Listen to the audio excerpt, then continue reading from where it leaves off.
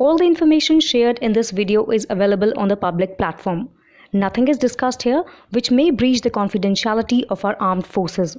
Defense Detective respects our defense forces and works only on the information that is available for public. Asia's biggest air show is currently enthralling crowds at Bengaluru. At the air show, there is also chatter about two fifth-generation fighters from opposite ends of the geopolitical spectrum, the F-35 from the USA and the Su-57 from Russia. Shortages of fighter aircraft in the IAF are a well-known and widely discussed issue in recent times.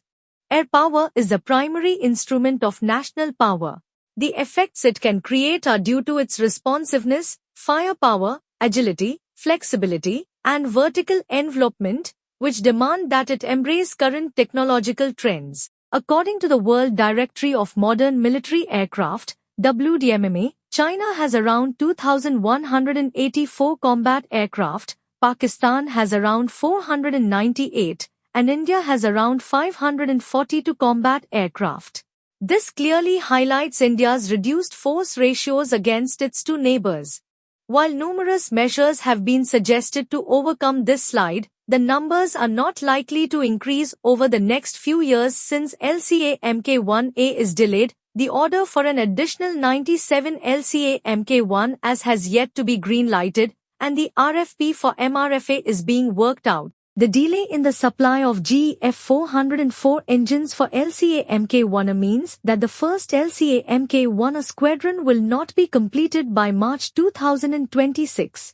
China is likely to have more than 1,500 fifth and sixth generation fighters by 2035, and Pakistan is likely to get 40 J-35s from China and an unspecified number of current fifth generation fighters in partnership with Turkey. So, by 2030, both the People's Liberation Army Air Force, PLAF, and Pakistan Air Force, PAF, will have fifth-generation fighters, while Advanced Medium Combat Aircraft, AMCA, will be under development. A slide presented during a briefing at Aero India 2025 enumerated the timelines for planned fighter inductions into the IAF. Currently, 220 LCA Mk1/1As, 120 LCA Mk2S, and 120 AMCAs are to be produced in the country, of which 40 have been handed over to the IAF.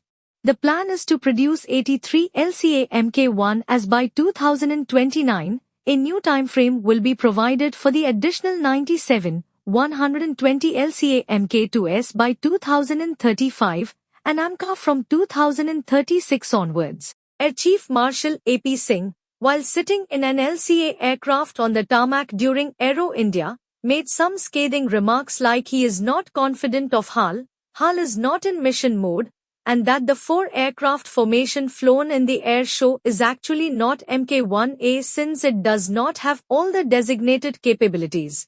He said it is high time something has to change to ensure the IAF gets the capability, while also accepting that the IAF, too, was responsible in some way by making changes in qualitative requirements, QRs, along the way. The IAF is now left with very few options to ensure it acquires the requisite capability within the designated time frame. While the developers and Hull have made assurances, the numerous variables make these assurances a little shaky. A different approach is the need of the hour. 35 is part of many air forces, more than 1,000 aircraft are in active service, and the aircraft is combat-proven. The USAF Chief of Staff, during an interaction with the media in February 2019, stated that the F-35s, when pitched against 4th and 4th generation fighters during a red flag exercise, achieved a kill ratio of 21. While there has been improvement even among 4th generation fighters, the kill ratios are likely to remain well in favor of 5th generation fighters. So, going forward in the 2030 time frame, the IAF must have adequate numbers of 5th generation fighters. The IAF is authorized to have 42.5 fighter squadrons, which translates into about 765 aircraft. The force structure, as per the present plan in 2030, is likely to be 270 to Su-30 Mki, 36 Rafales, 50 M to 000 50 MiG-29, 123 LCA Mk1/1A, and 105 Jaguars, 531 fighters, which is 30.5 squadrons.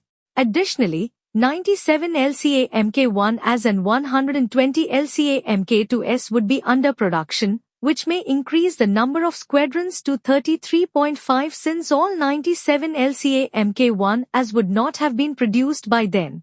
This is the IAF's transition period. Beyond 2030, the M2000 MiG-29 and Jaguars will be phasing out, and AMCA will still be under trial. This crucial time gap must be filled with fifth-generation fighters.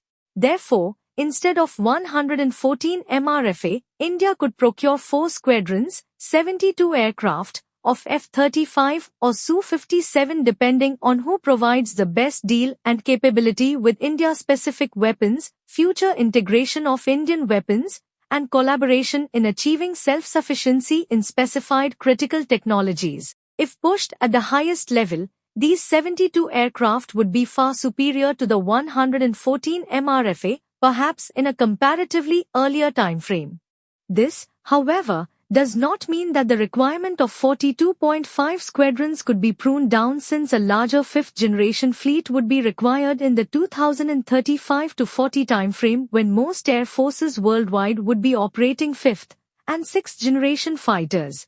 This decision would also provide a good balance between 4++ and fifth-generation fighters in the IAF. This alternative would ensure HAL remains focused on LCA Mk1A and Mk2, the upgradation of Su-30 Mki, and AMCA.